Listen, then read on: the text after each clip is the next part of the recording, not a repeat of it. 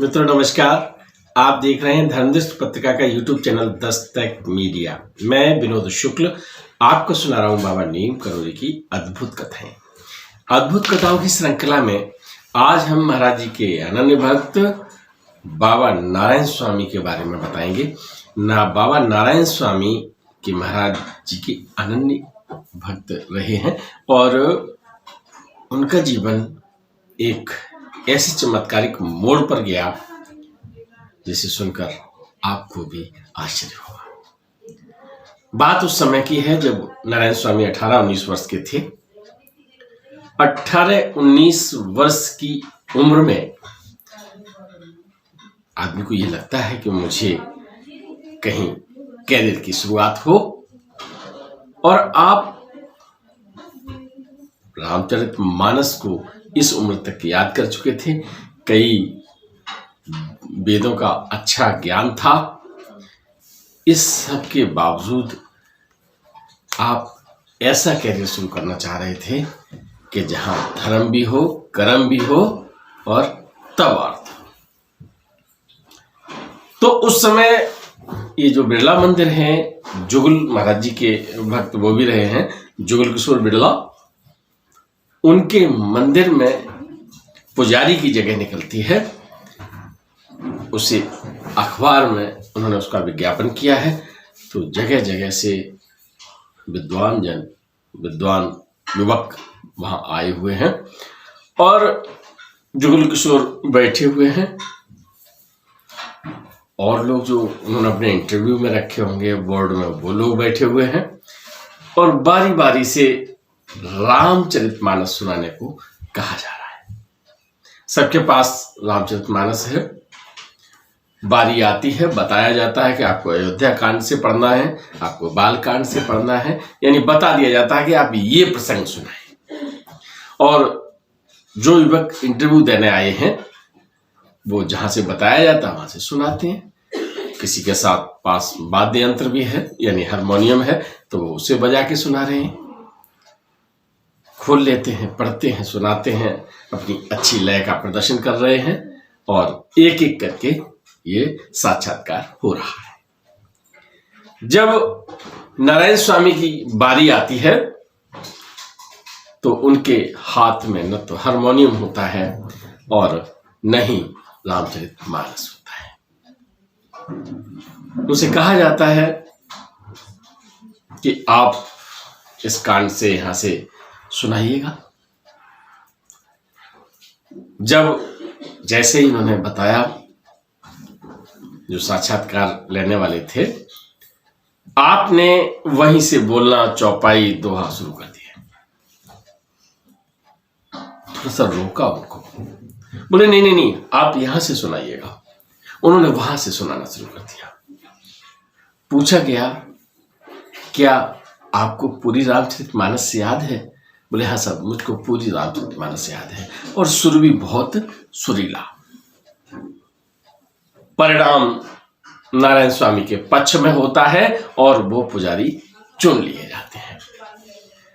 बिरला साहब भी कहीं पर बात होती है, पुजारियों की बात होती है, कहीं चर्चा होती, तो बताते हैं कि हमारे यहाँ 18-19 साल का एक पुजारी है, रामचरितमानस पूरा याद है, वेदों का ज्ञाता है, धर्म कर्म में बहुत आगे है। इस तरह की बात करते हैं। तो जब बाबा नीम करोली से बिरला जी की मुलाकात होती है तो वो उन्हें भी बताते हैं कि गुरुदेव, हमारे यहाँ एक पुजारी है, युवक है,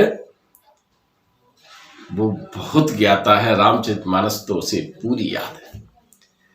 महाराज जी कहते हैं, हमें भी उससे मिलना है। एकदम बिरला साहब चौंक जाते हैं कि महाराज जी ऐसे क्यों कह रहे हैं। जब उन्होंने मिलने की बात कही तो महाराज जी आइए हम मिलवाते हैं। महाराज जी का जब वहां आगमन होता है, नारायण स्वामी को बुलाया जाता है, नारायण स्वामी प्रणाम करके बैठ जाते हैं, बातचीत होती है। तो बातचीत के दौरान महाराज जी कहते हैं, तेरे बाप ने धोखा किया है हनुमान जी से। इस तरह के शब्द सुनकर नारायण स्वामी को थोड़ा सा क्रोध आता है। अगर कोई पिता के बारे में, अपने पूज्य जी के बारे में कोई कहे, चाहे वो कितना ही बड़ा आदमी हो, तो बुरा लगेगा। उनकी इस वेदना को महाराज जी समझ जाते हैं। महाराज जी कहते हैं कि तू अपने बाप से पूछ। जो उनकी वेदना थी उसको महसूस किया। नारायण स्वामी ने कहा कुछ नहीं। तो नारायण स्वामी फिर बोलते हैं कि महाराज जी, हमारे पिताजी ने कभी भी धोखा नहीं दिया होगा हनुमान जी को, क्योंकि वो तो उन्हें बहुत मानते हैं। हम सब घर में उनकी पूजा करते हैं और उन्हीं के आशीर्वाद से हम इस धर्म कर्म के क्षेत्र में आए हैं। महाराज जी कहते हैं, झूठ नहीं बोलता मैं, तू जा अपने बाप से पूछ। जब पूछने की बात आती है तो नारायण स्वामी भी ये कहते हैं कि महाराज जी, यदि हमारे पिताजी ने हनुमान जी से धोखा किया होगा तो आप जो कहेंगे वो करूंगा, और नहीं तो मुझे विश्वास नहीं है कि मेरे पिताजी ने धोखा किया होगा। नारायण स्वामी दिल्ली से चल पड़ते हैं अपने राजस्थान ग्राम की तरफ। अपने पिता पन्नालाल स्वामी जी से मिलते हैं, आप पैर छूकर आशीर्वाद लेते हैं। फिर पूछते हैं कि मुझे इस तरह से बाबा नीम करोरी मिले और उन्होंने हमसे ये कहा कि तेरे बाप ने धोखा किया है हनुमान जी से। जब धोखे की बात आई, पन्नालाल हतप्रद रह जाते हैं। पन्नालाल ने कहा कि बेटा, वो बाबा नहीं है, वो हनुमान जी हैं। नारायण स्वामी कहते हैं, आप कैसे जानते हो? अरे उन्होंने कहा, जो बात मेरे हृदय में है और बालाजी, मेहंदीपुर वाले बालाजी के मन में, यानी हमने उनसे कहा था, वो जानते थे, हम जानते थे। हमने ये बात तो तेरी मां मन भरी को भी नहीं बताई थी। मन भरी को भी हर दिल की हर बात बताता हूं, लेकिन ये बात नहीं बताई थी। नारायण स्वामी पूछते, पिताजी कौन सी बात नहीं बताई थी? कि बेटा, अब मैं तुम पूछते हो तो मैं बता देता हूं। हुआ क्या कि हमारे कोई बेटा नहीं था, तो इच्छा रहती थी कि हमारे बेटा हो जाए। तुम जानते हो मैं तो पटवारी हूं, काम करता हूं। सेवा करते करते एक दिन एक व्यक्ति ने मुझे एक राय दी। बोले, आप मेहंदीपुर चले जाओ बालाजी से और वहां मांग लो पुत्र को। मैं महाराज जी के दर्शन करने जाता हूं, बालाजी जाता हूं मेहंदीपुर में, और मेहंदीपुर में जब महाराज जी के सामने यानी हनुमान जी के सामने खड़ा होता हूं तो उनसे ये मांगता हूं और कह देता हूं कि महाराज जी, अगर मुझे पुत्र रत्न की प्राप्ति होती है तो बेटा हम आपको ही समर्पित कर देंगे। चले आते हैं वहां से और एक समय गुजरने लगता है। समय पर तुम्हारा जन्म होता है। हम जानते हैं कि मेहंदीपुर वाले बाबा जी से हम जो वायदा करके आए हैं और जो मांग के आए हैं, उन्होंने ही तुम्हें भेजा है।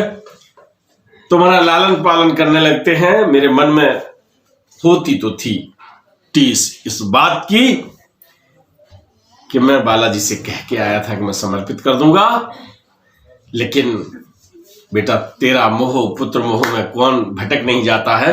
हम भी भटक गए और हमने तुम्हें इस तरह की शिक्षा दीक्षा दिलवाई कि तुम धर्म के काम में ही लगे रहो। धोखा तो हमसे हो गया।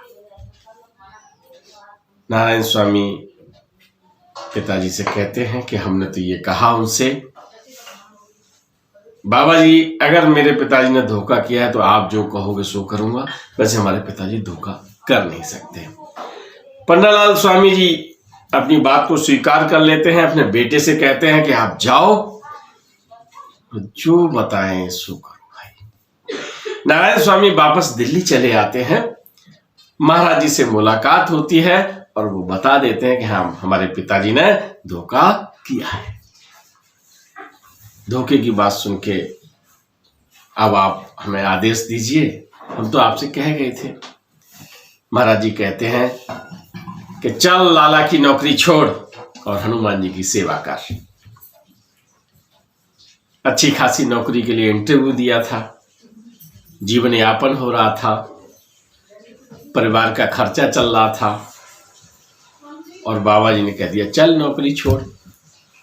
नारायण स्वामी भी अपनी बात के पक्के नौकरी छोड़ दी। नौकरी छोड़ दी, महाराज जी ने उन्हें एक मंदिर पे रखा। आप हनुमान जी की सेवा करने लगे। अब घर का खर्चा कैसे चले? बाबा जी ने यह भी कह दिया कि तुम किसी से कुछ मांगोगे नहीं। मंदिर में कोई अछूते चढ़ा जाए वो अलग बात है, लेकिन तुम किसी से कहोगे नहीं। उन्होंने कहा ठीक है सर।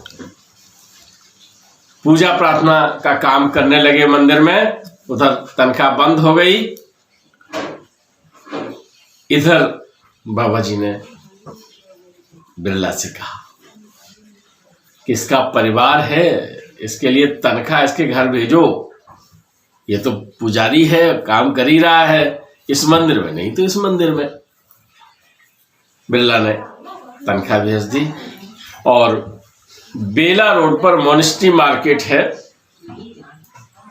जिसे तिब्बती मार्केट कहते हैं, जिसका पार्किंग क्षेत्र है, उसमें मंदिर बना हुआ है। अभी भी मैं आपको चित्र में दिखा रहा हूं। वहां उन्हें रहने के लिए दे दिया गया। परिवार वहां रहने लगा। आप वहां सेवा के लिए मंदिर में जाने लगे, जिन्हें गुप्त मंदिर कहते। एक और वहां से कथा है, एक प्रसंग ऐसा है जहां हनुमान जी सोते हुए खोजे थे। आज भी लघु हनुमान जी के रूप में इस मंदिर में विराजमान है। कहा यह जाता है कि हनुमान जी जिसे चाहते हैं वही इस मंदिर में आता है। आप लघु हनुमान जी के दर्शन कर लीजिए। दोनों हनुमान जी के एक साथ दर्शन कर लीजिएगा। ये मैं आपको घर बैठे दर्शन करा रहा हूं। तो यही निवास उनका है।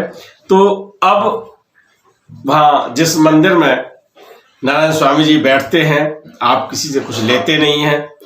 वहां भंडारा होता है, लोग बड़ी संख्या में आते हैं और भंडारे में खर्च भी होता है। कहाँ से आता है, कैसे होता है, ये किसी को कुछ पता नहीं।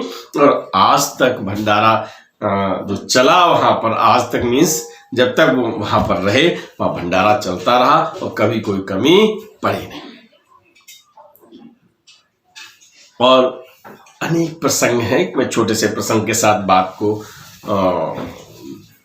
लगभग समापन की तरफ ले जाऊंगा कि नारायण स्वामी जी जहां पर पूजा कर रहे हैं मंदिर में, एक बार उधर तत्कालीन प्रधानमंत्री राजीव गांधी का कार्यक्रम हुआ किसी कारणवश, और नारायण स्वामी आप रामचरितमानस सुनाने की तैयारी कर रहे हैं महाराज जी को मंदिर में बैठ के। उसी समय राजीव गांधी वहां होते हैं। उनका पीए ये कहता है कि आपसे प्रधानमंत्री बात करना चाह रहे हैं।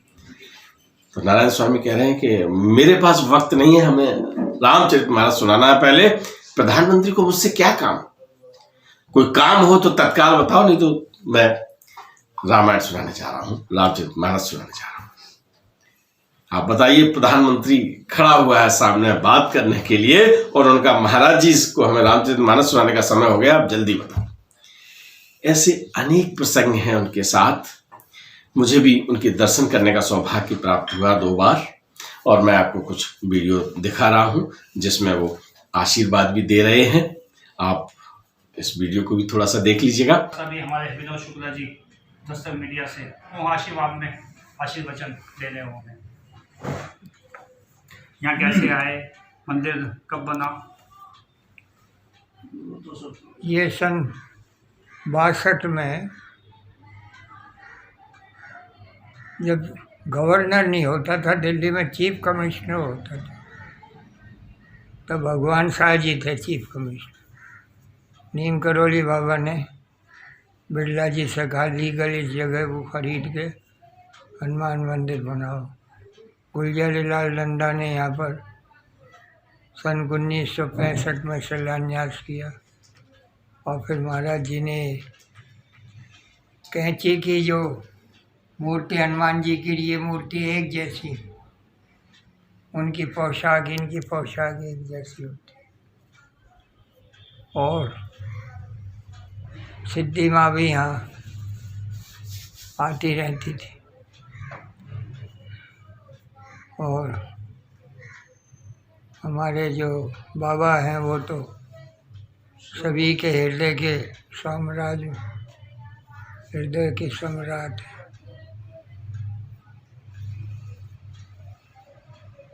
अब महाराज जी मना कर रहे, मत करो।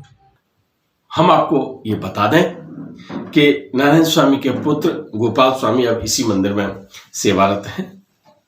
उनके एक बेटा भी हुआ था जिसका नाम, एक और बेटा महाराज जी का, नारायण स्वामी जी का, जिसका नाम महाराज जी ने रखा था, बाबा नीम करोली ने रखा था, हनुमान। वो सबसे छोटे बेटे हैं।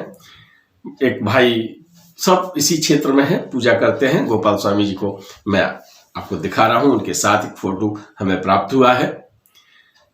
बहुत सारे प्रसंग उनके जीवन में हैं। मैं आपको अभी पिछले समय की बात बताता हूं। 8 अगस्त 2020 को इस संसार को उन्होंने विदा कहा। लॉकडाउन का समय चल रहा था।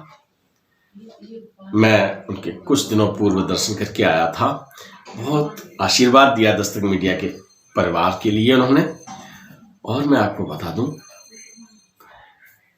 कि उनके चेहरे पर जो तेज था, बहुत जिस उम्र के दौर में थे वो, वह बीमारी भी अपना जो रोग था वो इस स्तर पर था जहां डॉक्टर अचंभित रह जाते थे। एक बार तो उनका बीपी बहुत लो हो गया था, बताते 40 और 60 रह गया था। और इसके बाद वो कई महीनों तक सामान्य जीवन जिए हैं। जब वो यहाँ से गए हैं उस समय उनका स्वास्थ्य ठीक था। प्रातः बेला में उन्होंने गोपाल स्वामी से तुलसी दल, पंचामृत ये सब पान किया और जीवन के यथार्थ को बताते हुए, धर्म की राह पर चलते हुए उन्होंने इस संसार से विदा ली। महाराज जी के अनन्य भक्तों की श्रृंखला में अगर इनकी हम कथाएं, इनके प्रसंग आपको सुनाऊं, हालांकि मैंने बहुत प्रसंग सुनाए हैं, एक दो प्रसंग मैं आपको इसलिए सुना देता हूं कि अनन्य भक्तों की श्रृंखला में जो भक्त विदा ले गए हैं, उन्होंने जैसे तपस्या की, बहुत सरल नहीं होता कि 60 साल तक बोला ही नहीं भक्त, पूजा चल रही है, एक बार कह दिया।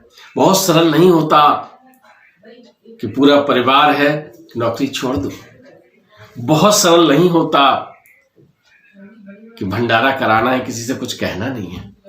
ये सब व्यवहारिक चीजें जब व्यवहारिक धरातल पे आती हैं तो आप समझिए मान और मर्यादा केवल ईश्वर रख सकता है, भगवान रख सकता है, और बाबा नीम करोली ये सब कुछ रखते हैं। उनको दस्तक मीडिया की तरफ से भावभीनी श्रद्धांजलि समर्पित करता हूं और बाबा नीम करोली से प्रार्थना करता हूं कि उन्हें अपने चरणों में स्थान दें, उनका कल्याण करें। 8 अगस्त 2020 एक ऐसा दिन रहा जहां महाराज जी के अनन्य भक्तों की माला का एक मन का उन्हीं के पास पहुंच गया।